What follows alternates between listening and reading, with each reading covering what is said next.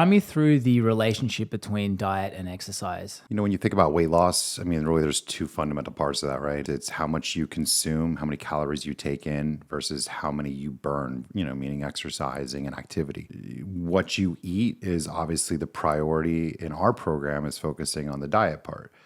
Eating less and obviously not having such a surplus of incoming calories, but then increasing what your body, burns both through your metabolism and the actual exercise itself. Exercising not only is the action of the increasing of calories that you burn during that time, but it also sets the pace for your body to start burning more calories through your metabolism. So it has kind of a longer acting effect. Exercising also supports the really important part of our body that supports our metabolism, which is our muscle mass. So, if you're building some muscle or you're toning some muscle, that's going to keep your metabolism more healthy and keep your body burning more calories.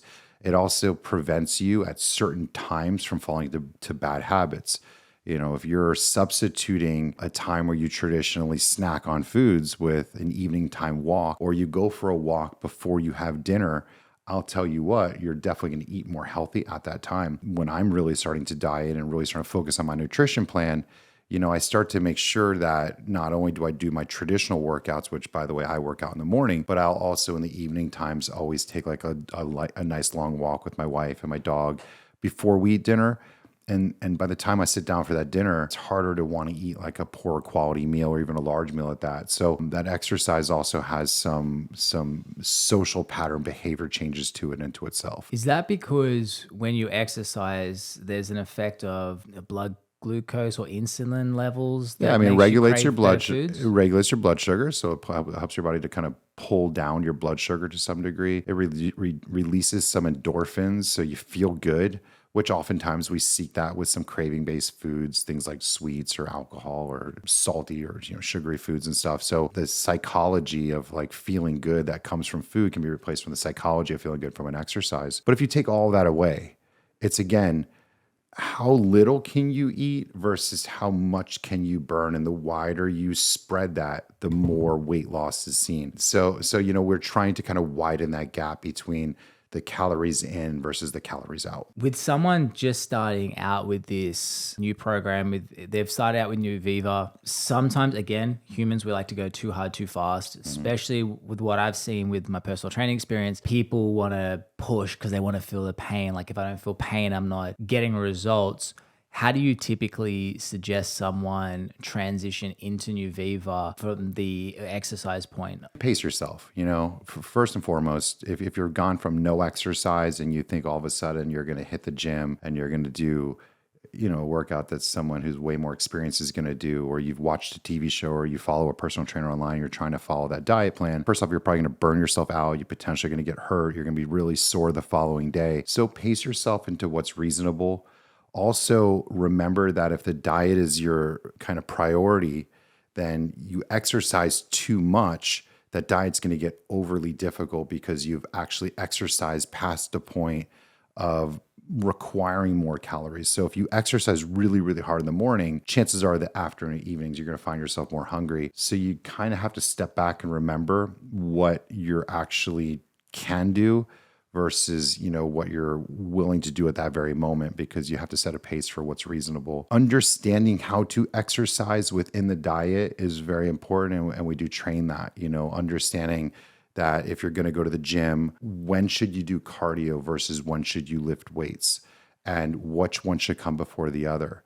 We typically in our program, because we're focused on fat loss, will remind people when you get to the gym, although yes, it's important to, maybe warm up a little bit, but do your weight training first. So you could use those reserve foods that you've consumed prior to or the night before as that energy source to lift that weight and to contract that muscle. And then when that's depleted, now get on the treadmill for maybe 20, 30 minutes and get your body to burn the reserve fuel, which is the fat you're trying to lose, versus the other way around.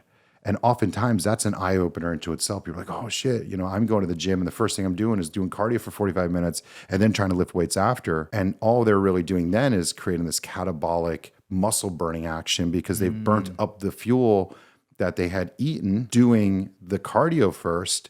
And then they have nothing left in the tank to lift the weights. So the muscle essentially kind of has nothing to support itself. So that's also important to understand, like how to kind of Marry your dietary plan to your exercise plan for the result you're looking to get. And are there any circumstances where you would recommend a client to not exercise while they're doing the dieting at the beginning? Again, if they're a beginner and they're very not comfortable with the process of exercising, just to pace themselves, get your body moving first and foremost. Go for a walk. If you have some physical inability for that, whether it be an injury or something, you can get your body moving, get familiar with your muscles to a point, get yourself some bands or some really lightweight. And saying get yourself familiar with muscles sounds kind of weird, but there are a lot of people who simply can't figure out how to contract their tricep or their bicep, or how to make that kind of mind to muscle connection. Get your body a little familiar with itself, do some squats into a chair and simply sit down and stand up and activate your quad muscles, or get on your tiptoes and activate your calves, to kind of get yourself familiar with what's what. And as we get more into the workout program and more into the nutrition plan, you're losing more weight, you're going to find that you can start advancing yourself a little bit more and a little bit more. And the goal is, when this diet's over, that we tip the scales from what's important in your life, right? So at the beginning of a weight loss program, the diet should be most important, the exercise should be less. And as you get closer to your goal, we should all of a sudden start seeing exercise taking a priority, and the diet become the thing that supports the ability to live the life you want to live, and still be able to eat healthy, and still be able to enjoy your favorite meals, and still be able to be social. But that will come at the ability to kind of work hard in order to have that little bit of enjoyment of that play hard kind of event, which is, the eating thing that you're trying to look forward to doing again.